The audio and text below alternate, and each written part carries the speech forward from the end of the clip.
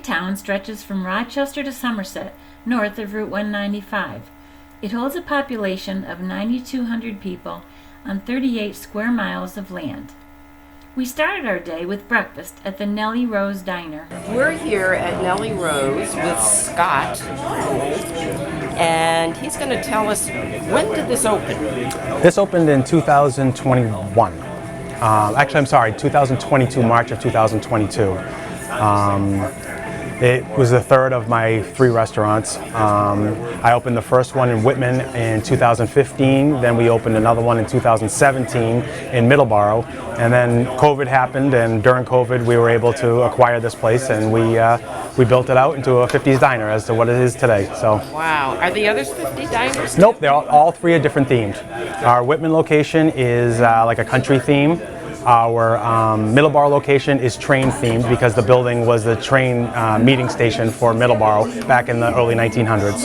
So, and this was a diner. I always wanted to do a 50s diner, so this is it. Well, that's really it looks like an old-fashioned diner. You even got a car. I do. And how did you get into? Were you in the business before that time? How did you get into this business? I had a good friend that had 3 restaurants down in the Plymouth area, and I got to be really good friends with him and his wife. And at the time, I was in the computer business, and I told him that I wanted to open a restaurant someday, and he told me I was nuts. So, but one thing led to another, and he helped me. You know, not acquire businesses, but he helped me with the actual food part of it. I kind of learned the business from the food end of it. I was already in business, so I knew the business end of it. So, and one thing led to another, and here we are. Wow. And so tell us some of your favorite things that people would come here for. Our Nellie's favorite breakfast, which is 2 eggs any style with corned beef hash. You get a choice between tots or home fries, and then your choice of toast. That's a very popular one. Our cinnamon swirl French toast probably is our most popular. 3 thick cut pieces of cinnamon swirl.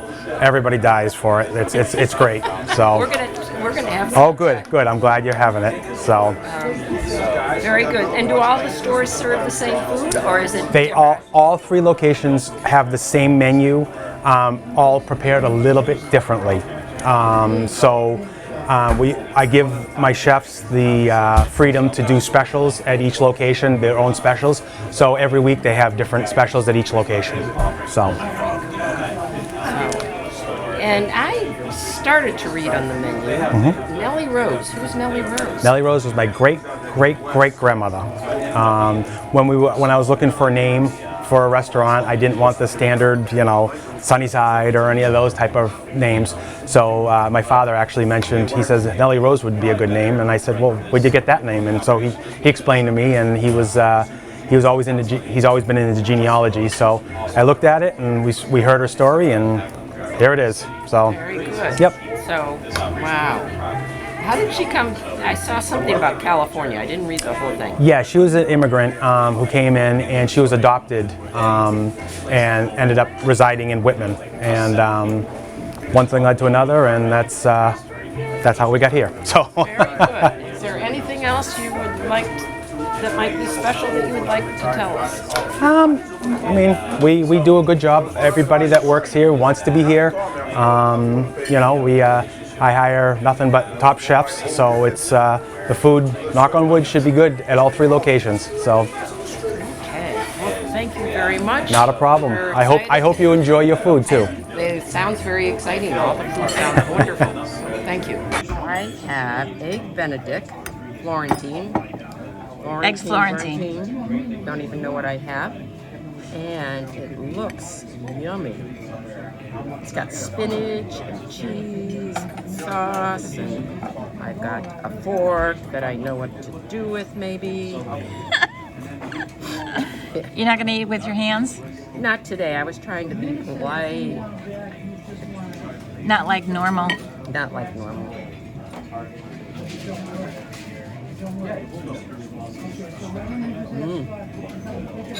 Oh, this is my kind of food. Very good. Excellent. and home fries. Fresh home fries. Very good. All right, Beth. Now what do you got? All right. Real maple syrup. Come on. I'm never going to be able to eat all this. Where's Roger when you need him? Yeah, right. Oh, it would be gone in a minute. Really thick toast, cinnamon swirl French toast.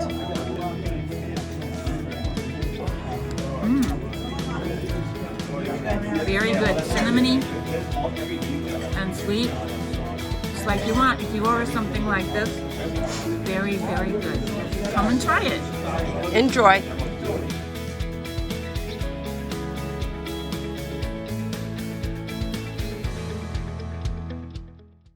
We had just enough time to drive into the Fall River Freetown State Forest to get a glimpse of what it's like. This 5,000-acre forest includes 25 miles of trails for hiking, horseback riding, or off-roading for dirt bikes only. It's also home to a Wampanoag reservation.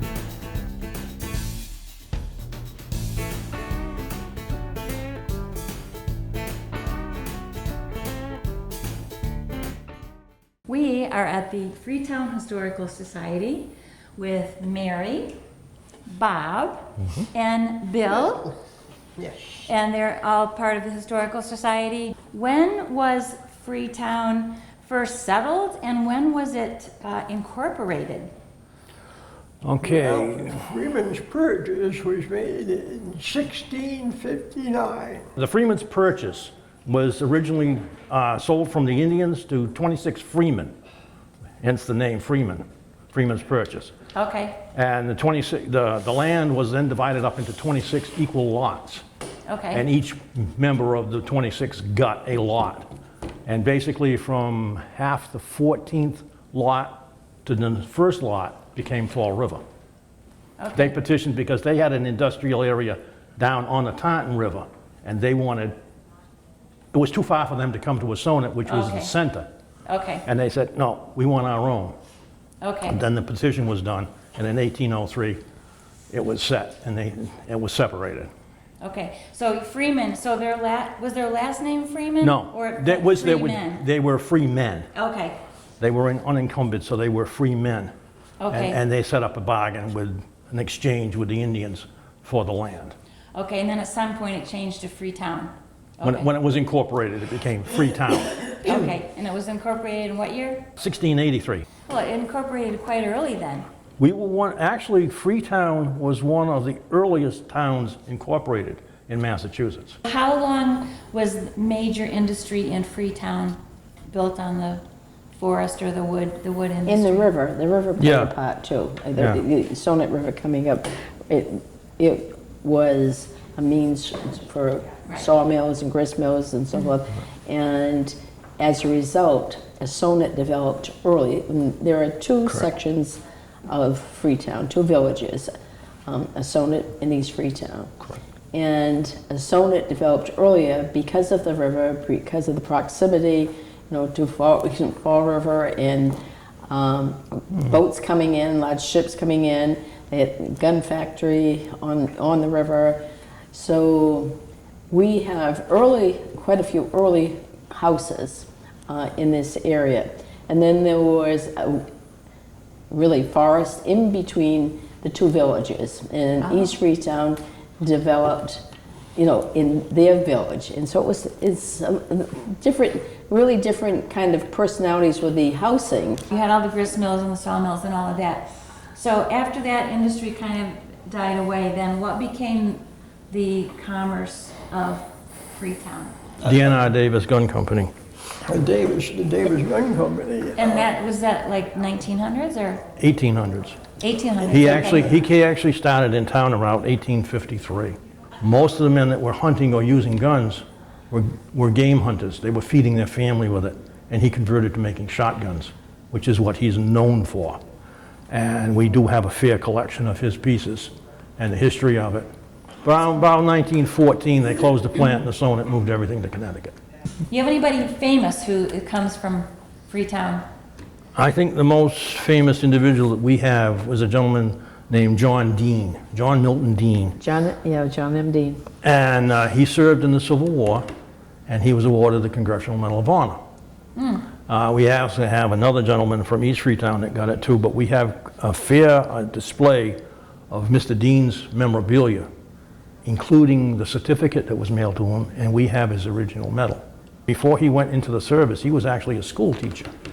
And then he went in the service, got out, went back in, and moved up. And late in the war, 1865, the Battle of Fort Stedman in Virginia, for his actions there, he turned the tide on the Confederates that were charging.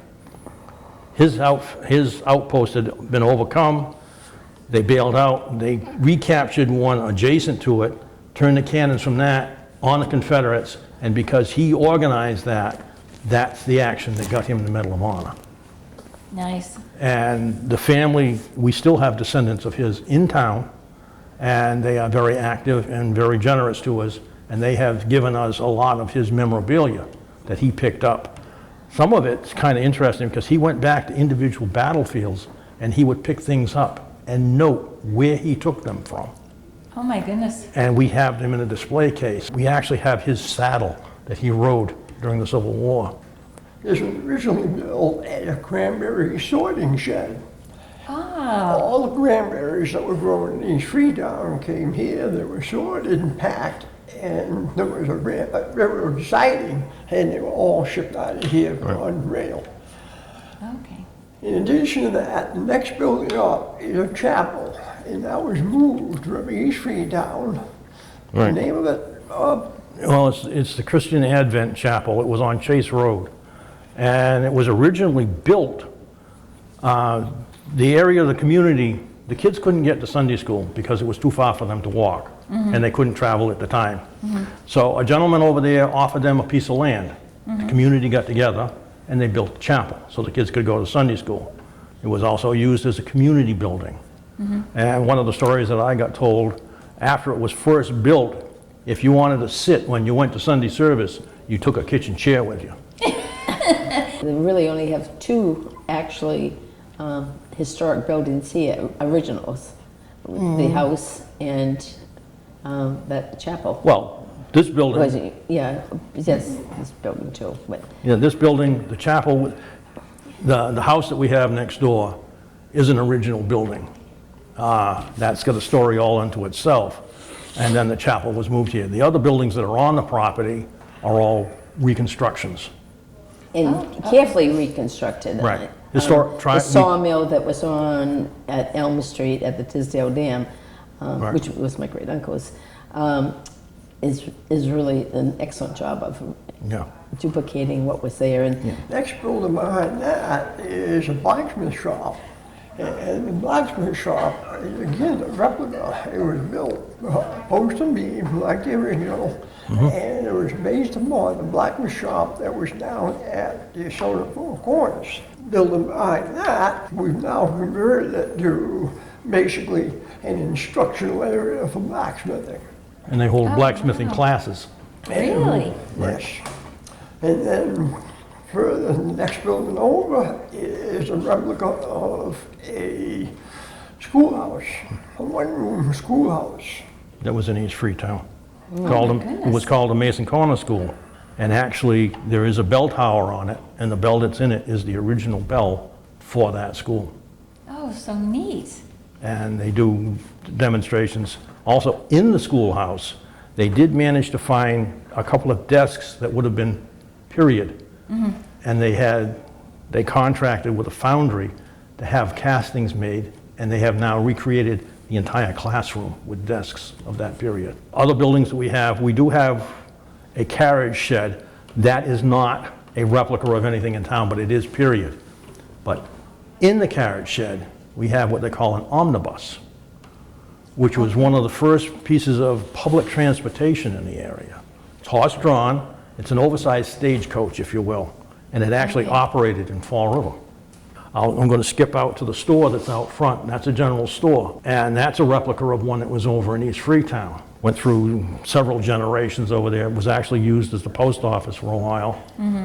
And we got permission to build it where it is because we had to get, it's too close to the road. But we had to go through the town appeals and to get it there so that it replicates how it would have been positioned in East Freetown. Right. And that's been restored, and it has displays in it of merchandise that would have been, and that's about 1920s. There's a porch, a front porch on the store. And at the time, back then, politicians would come around and they were campaigning for re-election. And they would actually meet the men in the neighborhood, because at the time, Yes. that's where the vote was. Before women could vote, yeah. Yeah, as it says on that sign over there. And they would meet on that porch because it was a common place. And there's benches on the porch, and they would sit and they would talk about what's going on. We had a generous benefactor, and we have the space to grow. We didn't stay with this one building, and it was because we were able, because of this generosity, and because of so many people interested and willing to do a lot of work, and it has grown. And I think George Grimshaw, was the benefactor, and there is a foundation that helps greatly still. Correct. But also Mr. French, Linwood French, and his wife, and a group of men, and Billy's father was with this group, worked very hard initially, and it was just a handful of people. And you mentioned there's a lot of historic houses in town, older houses, so what do we have here? Oh, we have 2 National Register historic districts, East Freetown and the Sonnet Village. And within those districts, we have over 200 structures that are listed on the National Register. Well, thank you so much for all this great information about Freetown.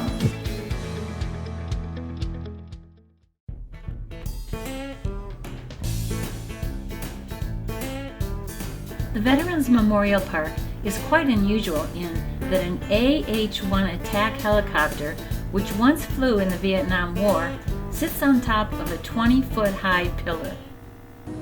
We are with Patricia Westgate and Heather Westgate. Heather Westgate at Between the Roses florist shop here in Freetown. And you're the owner. I am. And how long has the shop been here? It has been here a year and a half. Before that, we were in Lakeville. So we're going into our 6th year in business. Oh, excellent.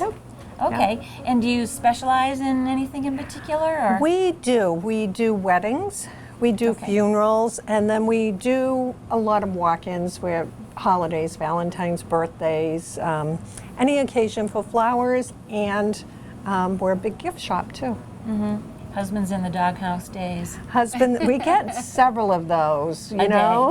We'll get the phone call and they'll say, I'm in trouble. And Heather will say, how much trouble? And that depends on how much we give them for their arrangement and gifts. Yes, yes. Oh, that's funny. What kinds of gifts? It looks like you have a lot of different things here. We do. I try to get most of my stuff made in the U.S. Okay. So we have stuff from the Cape to Boston to all over. So anything that I can get, we have coasters and that from Rhode Island. So as many things as we can get from the U.S. Excellent. So, yeah. Excellent. So how is the flower industry these days? Obviously, we opened a little over 5 years ago. So you know how they say if you can make it through 3 years, but then we get the pandemic. Right. And they closed us.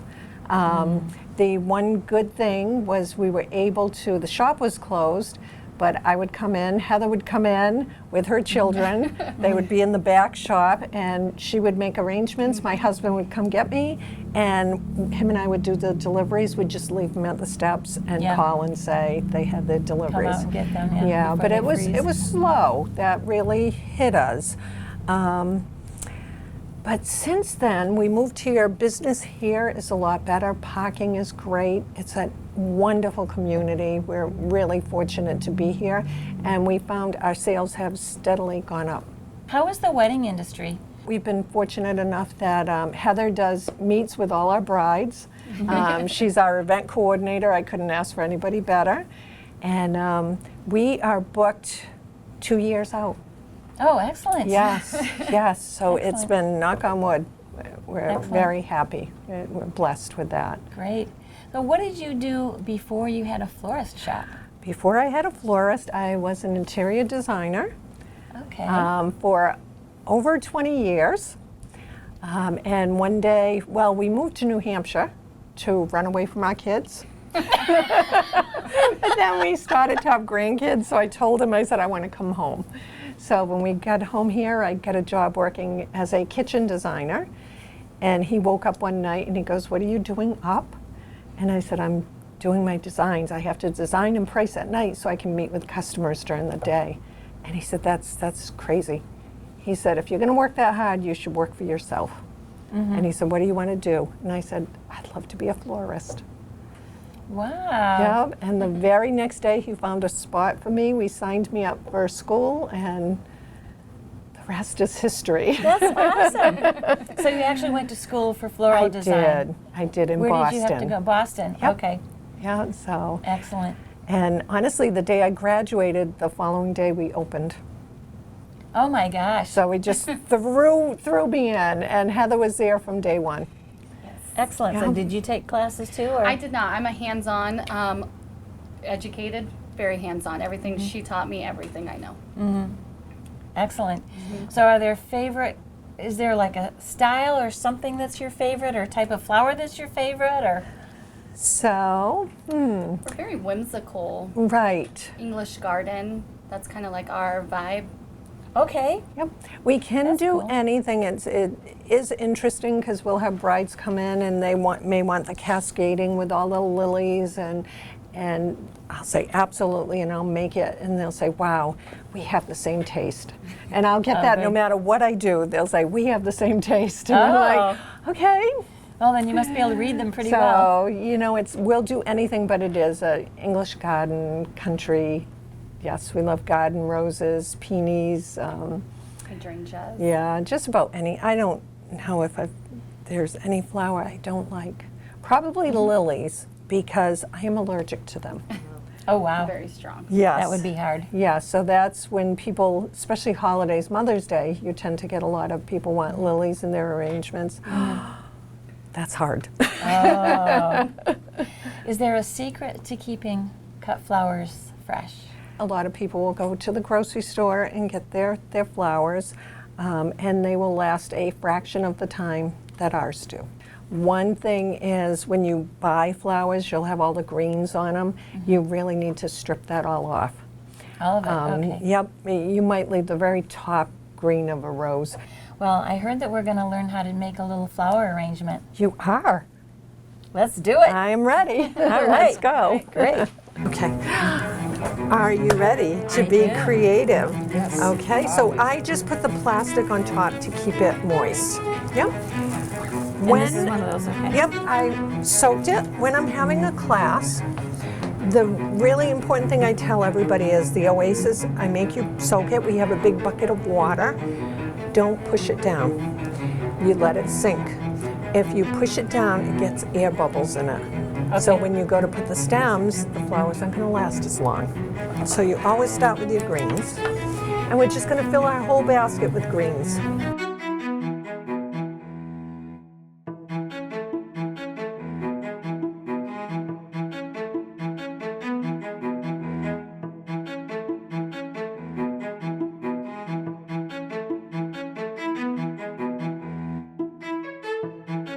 Fill flowers.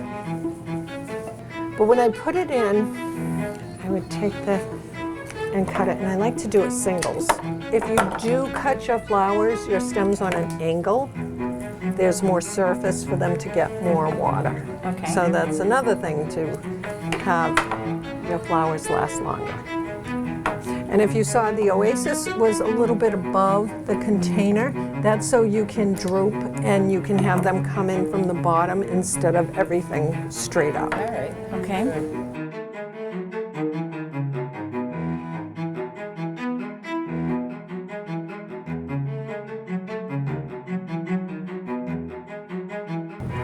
Let me see, turn. I'm loving it. So we have. Really? Yes, really. So we have some mini carnations.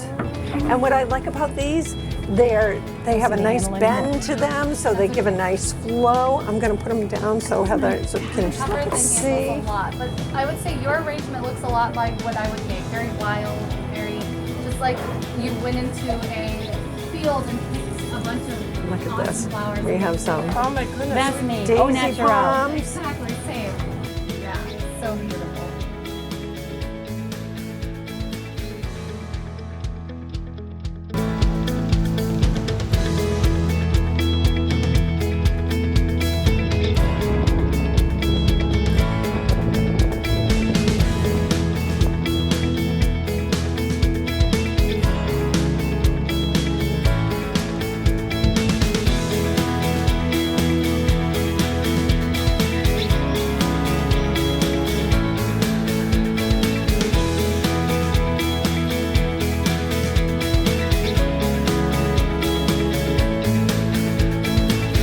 Look at this garden next to us.